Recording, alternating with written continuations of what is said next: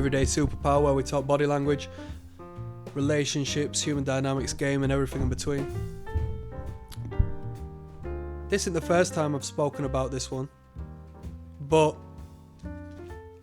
there's always some degree of reclarification, because you will see this on a regular basis if you're involved with any form of social group, right?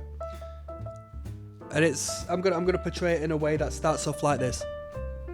Stop brushing off jokes when they are in relation to you and the people around you when you feel it's unjust. People feel, or at least there is some degree of social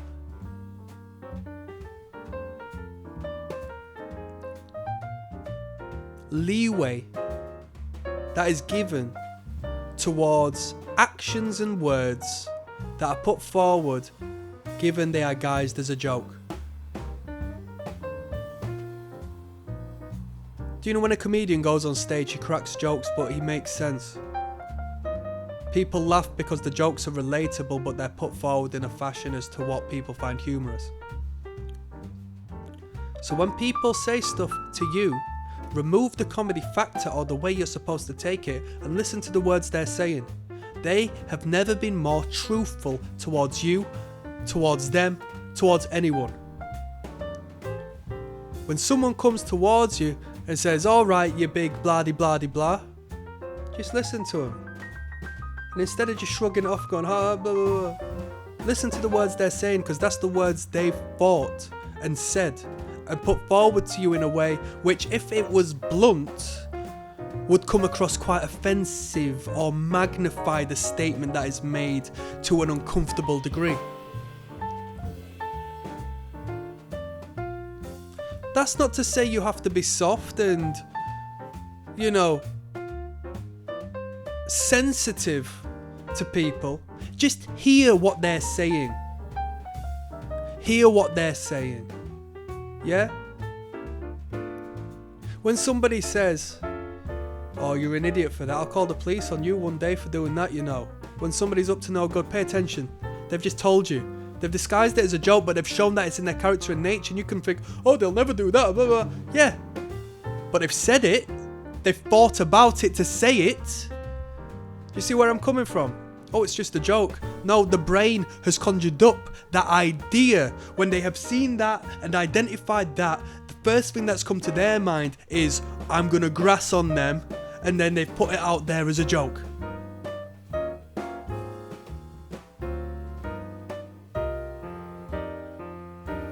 Listen to them. If I had a child in this world and another child was poking fun at my child, making fun of their appearance, way they walked, way they talked, and all of this other stuff, right?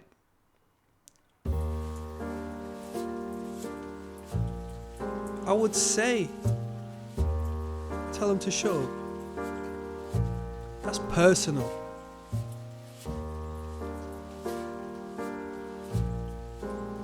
That's personal. It's alright to have banter, but trust me, the thing is, you have to perceive it like this.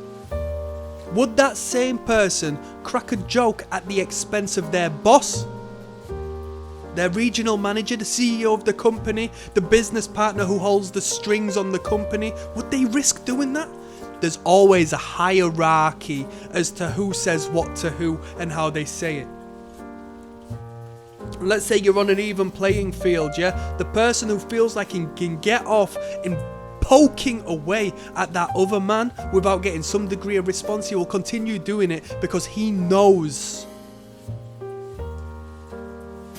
where he stands in the pecking order. But the moment that next man turns around and says, "Stop doing that,"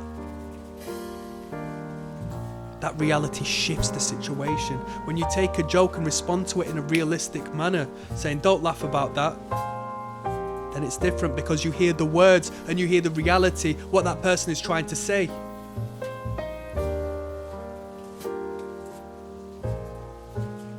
Workplace banter, we call it over here, banter. Have you ever noticed that there's always some people who get the crap end of the stick, even when you're in school?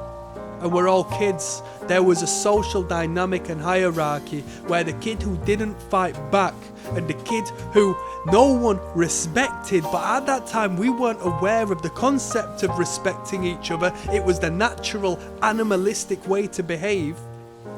There was always 1, 2, 3, 4, 5, 10 kids who would get the bad end of the stick. Everyone would laugh at them. They'd get dodgy nicknames, and do you know what they'd do? They'd smile and laugh and go along with it. And do you know what that is? That makes a jester out of that man. He's a laughing stock. He serves no purpose other than to be walked all over. Because when it comes to the boys you were afraid of, the boys who incited fear and respect over you, the big built lads and the lads who had a reputation to be volatile, not that that's a good thing because we grow up and understand the reality, but during them times in high school, nobody was cracking jokes to their face at their expense. Out of respect. Do you see how this goes? We don't grow up, we just get older. The way we react and act and cooperate and communicate still is the same no matter what age we are. When you get to know someone, you can crack a few jokes and you can be okay, but you should know each other's boundaries. The moment somebody oversteps your boundary, even though they have a hoot and a laugh and a couple of people laugh around, say shut the heck up, man. I did a bit of talking. I was in a new environment. I kept myself to myself. I kept quiet. Yeah? This is how men act, by the way. I said, what do you think about that? Blah, blah, blah, blah. And someone says behind me, says my name. Blah, blah, blah. I turned around and he goes, shut up.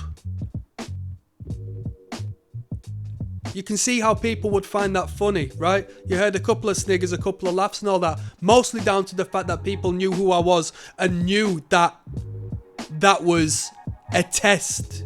Clearly. I didn't say out. I looked at him. I turned around. I was blown away. In my head, I'm thinking, how do I respond to this? Because you think before you speak.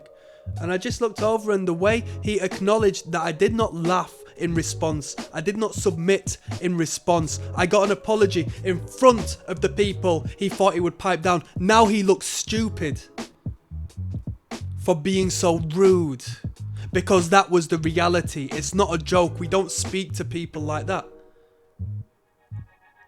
I'm dropping some game right about now. This is for the men, because you best believe the women are going to love you for it as well. Because she's so used to all of these men just getting walked all over. She sees the pecking order. She hears the reality of what's going on. Maybe not consciously, but subconsciously. She has assessed and analysed and compartmentalised the people here. And the people who always get walked all over, but are friends with everyone because he's a laugh to be around. They're not respected, they don't get women, they need to grow a bloody backbone. When people are a little bit uncertain about cracking a joke at your expense, that's the best place to be. You should be uncertain about cracking a joke at my expense, because why would you do that? I'm not here for that, and the thing is, I'm not doing that to you. There we go, respect goes two ways. Don't make a joke at my expense and I won't make a joke at yours. That's not my game, I don't play that. And on that note, I'm signing out, people, so click like and subscribe. I'll leave it on one more statement. When they make a joke, listen to what they say. Simple. Write it on a piece of paper, look at how it's written down, read it as if it was written in a newspaper. Not a joke, it's a statement, and it's a truth bomb, more than likely, that they daren't get out without the guise of joking, because it would be brutally honest. 2 links down in the description. One will take you through to the catalogue of body language, over 220 videos about to read people through their subconscious behaviour. Yeah, it's how you read minds. Second to that is the Patreon, where you will join me in watching real life first dates. I'll break down attraction body language, repulsion body language. No matter where you are in the entire world, you will see this behaviour manifest from people. It's hardwired in all of us. That's the real game you won't find elsewhere. I'm signing out. Peace.